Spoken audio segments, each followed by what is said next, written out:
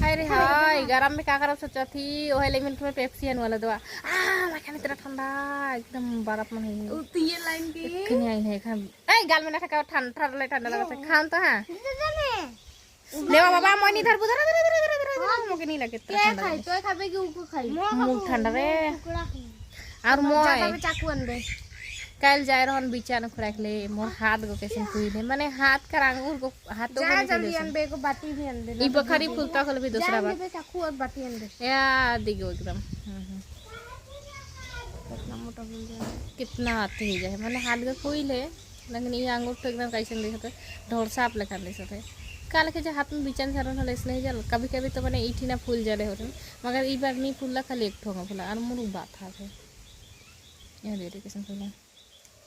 आदमी खाए चिमटी चैप दी है से लेकिन बिचान झारे नहीं जानल से मोर नहीं साले नहीं होल था काले के जो झारन हले मैं कैसे ढंगे ना के झाड़े हाथ में झारन हले उसने होल रे टूटा मोर नहीं टूटल ना लेकिन टूट जाए लुका डाड़ा हाथ टूटल तो गोड़ा बाटे जन झारबे तब काले खान झारन जे होले हाथी माने बिचान टीजन नहीं टूटल लेकिन हाथे फूले कितना बात लेकिन मोर हाथ फूल जाएला कैसे ले दिसत नहीं मोर हाथ के फूल के टुकड़ा कर अरे यार मुरु राउत कह रहे यार तोरो पारो पे का है खान जाबू घथोन बिचान उखरा गाओ दे लाठी से झाड़ दो